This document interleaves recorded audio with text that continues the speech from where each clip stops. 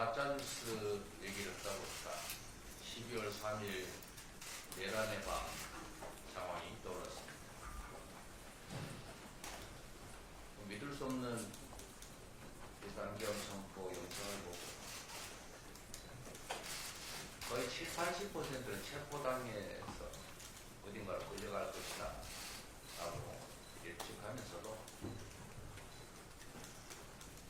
1분 1초라도 더 빨리 도달하기 위해서 전속력으로 아이가 모는 차를 타고 국회로 달려왔던 그 밤이 생각이 납니다. 다행히 국민들의 도움으로 일단은 실패했고 또 다른 광주 5.18은 생겨나지 않았습니다만 언제 다시 이런 일이 또 벌어질지 알 수 없는 일입니다. 제가 그날 체포 어쩌면 극단적 상황하고 하면서도 이렇게 과감하게 달려왔던 이유는 제가 어린 시절 광주 민주화 운동으로 억울하게 쓰러져 갔던 그 수없이 많은 사람들에 대한 죄책감 때문이었습니다. 저는 그 가해 행위에 직접 참여하지 않았습니다만 그러나 2차 가해에 수년간 가담했습니다. 그 광주 민주화 운동으로 사망한 그 억울한 사람들을 제 입으로 폭도라고 죽어 마땅하다고 비난하고 있습니다. 이유는 단순합니다. 속았습니다. 가짜뉴스에 속았습니다. 광주 5.18 민주화운동 희생자들은 당시 폭도로 북한군과 연계한 폭도로 몰려있었습니다. 무고한 경찰을 살해하고 군인을 살해하고 경찰서를 습격해서 총기를 탈취하고 무법천지를 만든 폭도들로 알려졌지 않습니까? 저는 그 뉴스를 사람들의 말을 믿었습니다.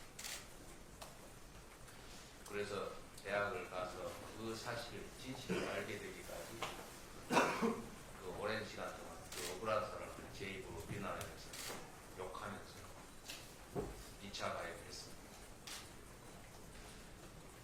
그게 그 진실을 깨달으면서 제 인생 항로를 바꿨습니다만 이 가짜뉴스라고 하는 게 얼마나 큰 해악을 끼치는지를 광주 5.18 민주화운동이 수년간 은폐되고 그 피해자들이 그 속에서 엄청난 고통을 겪었던 그 경험에서 알 수 있습니다. 민주공화국은 주권자들이 정확한 정보를 가지고 정확한 판단을 할 때 제대로 섭니다. 엉터리 가짜 정보로 왜곡되면 주권자들의 판단이 흐려지고 결국 민주공화국은 무너집니다.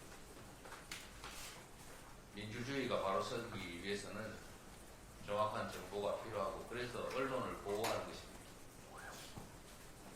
그런데 이 틈새를 이용해서 온갖 가짜뉴스를 퍼뜨리고 사실을 왜곡하고 진실을 가리고 부패하고 부정한 악인들이 마치 선인들처럼 세상 사람들 앞에 서 있습니다.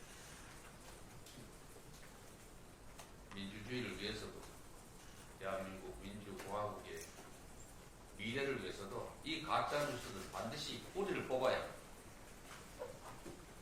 책임을 안 지고 뻔뻔스럽게 가짜뉴스를 유포하면서 그 속에서 이익을 얻으면서 이 가짜뉴스에 대해서 문제제기를 합니다. 마치 그게 무슨 문제라도 있는 것처럼 반격을 하고 공격을 하고 있습니다. 카톡이 가짜뉴스 선거입니까? 지금 이 순간에도 이재명의 그 수십 년 전에 돌아가신 아버지가 무슨 공산당 활동을 하면서 수없이 무슨 몇 명을 죽였느니 무슨 담배 대금을 떼먹고 도망을 갔느니 이 땡땡이 무슨 어릴 때 성폭행을 해가지고 감옥을 갔다 왔다. 이런 걸 아직도 카톡방에 뻔뻔스럽게 뿌리졌어요. 그걸 방치합니까? 그 가짜뉴스에 속아서 잘못된 판단을 하는 사람들도 피해자 아닙니까?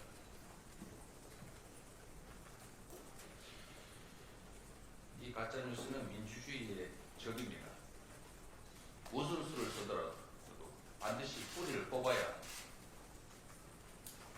이 가짜뉴스에 기생하고 가짜뉴스에 기대서 이 나라 질서를 어지럽히는 행위에 대해서는 우리 민주당의 역량을 총동원해서 엄정하게 책임을 묻고 반드시 이 사회에서 퇴치하도록 하겠습니다. 경제가 너무 나쁩니다. 지금 내란 사태 이후에 대한민국의 원화 가치가 5.3% 떨어졌는데 이게 러시아 전쟁을 치르고 있는 러시아 다음으로 많이 떨어졌다고 합니다. 이 그래프를 보시면 계속 오른쪽으로 상향하고 있습니다. 참으로 위험한 상황입니다. 경제는 안정성 속에 성장합니다. 상황이 나쁘더라도 미래가 예측 가능하고 사회가 안정되어 있으면 성장합니다. 그런데 아무리 현재 상태가 좋아도 미래가 불안정한 예측 가능성이 떨어지면 경제는 나빠집니다. 이걸 최상목 대통령 권한대행이 모를 리가 없습니다. 그런데 최상목 권한대행이 지금 대한민국을 불안정 속으로 몰아넣고 있습니다. 사회가 안정되는 가장 중요한 토대는 법과 질서를 지키는 것입니다. 대통령이 해야 될 가장 중요한 일이, 대행이 해야 될 제일 중요한 일이 대한민국 공동체를 지키는 안보, 두 번째가 바로 우리 공동체 안에 질서를 지키는 것입니다. 그 질서의 핵심이 법 아닙니까? 그런데 지금 대통령 권한대행 최상목 부총리가 법을 어기고 있습니다. 왜 상설특검 검사 지명 의뢰를 하지 않는 것입니까? 즉시 하게 돼 있지 않습니까? 직무유기 아닙니까? 경찰이 법원이 발부한 영장을 집행하는데 총기를 들고 불법적으로 저항하는 이 명백한 범죄 행위를 왜 방치합니까? 경호처가 대통령 권한 대행에 지휘받는 조직 아닙니까? 공범이 되는 겁니까? 그러면 안 됩니다. 입으로는 경제 안정 노래를 부리면서 이 대한민국을 가장 불안정하게 만드는 지금 현재 제일 주범이 바로 최상목 대통령 권한 대행입니다. 말로만 그러지 말고 정말로 국민들의 그 나은 삶이나 안정적인 삶을 위해서, 대한민국의 경제를 위해서, 미래를 위해서 본인이 해야 될 일을 하십시오. 쓸데없이 국회에 여야가 합의를 하는 등 그런 월권적, 위헌적 행위 그만하시고 말입니다. 공직자가 해야 될 제일 중요한 일이 사람들의 삶을 편안하게, 더 낫게 만드는 것입니다. 대체 무슨 생각을 가지고 있길래 이렇게 지켜야 될 법질서를 파괴하고 해야 될 일을 방치하고 정치에 개입해서 무슨 아무거나